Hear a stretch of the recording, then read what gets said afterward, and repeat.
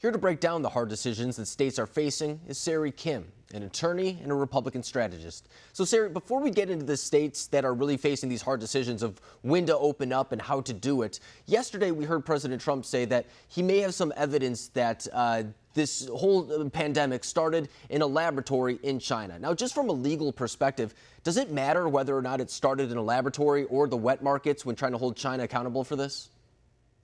It absolutely matters for one reason: ineptitude. If this, in fact, came from a lab in China, China has one of the fewest level 4 biolabs in the world. If they can't even control one of their laboratories, what does that say about their ability to control anything in China? So I say it absolutely matters. And it does put things in perspective, too, because if you look at the other pandemics that have come out of China in the past, a lot of them have been blamed on wet markets. And now when we look at this, once again, we saw initially it started with a wet market, but now we see that even the U.S. government is looking at allegations that this could have started in a laboratory. It puts those other type of things in perspective a little bit. So I think that's something that's going to be interesting to keep an eye on. But now here in the United States, we see some of these divides taking place as well when it comes to states reopening. And we see different states, different governors taking different approaches. What do you think they should be looking out for when making that decision? Well, I think they should look at two things. First and foremost, they should look at the thing that President Trump is looking at, which is the data. I know that people have been looking at different modeling forms, but at the end of the day, the numbers show that the mortality rate is around 0.5%, which is substantially less than the 20% for seasonal flu. And as we know, every single life is important, but when we have 30 million unemployed, and that's just the people that could actually file for unemployment, that's not even the people who couldn't make it through. President Trump, as well as these governors, need to balance those risks. And the second thing that these governors need to look at is what is happening in their own states.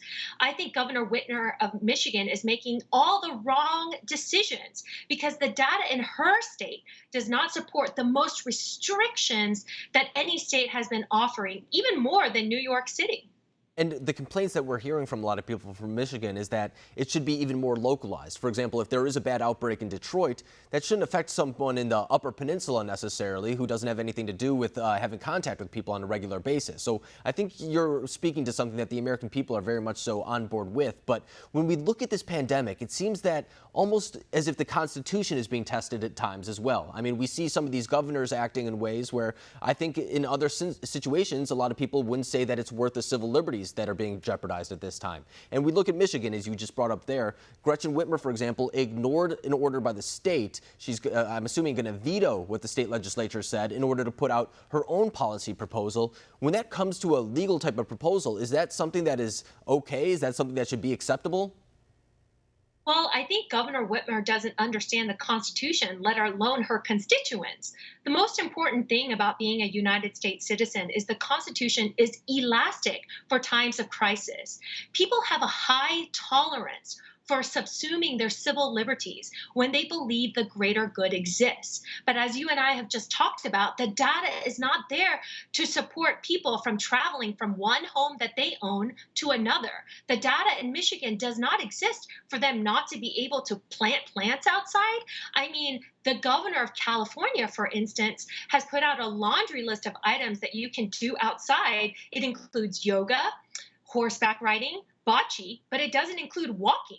I mean, this is where I think governors really need to understand that the American people are willing to sacrifice. But when their civil liberties are not in line with what a reasonable person would do in addition to the data, it's just not okay.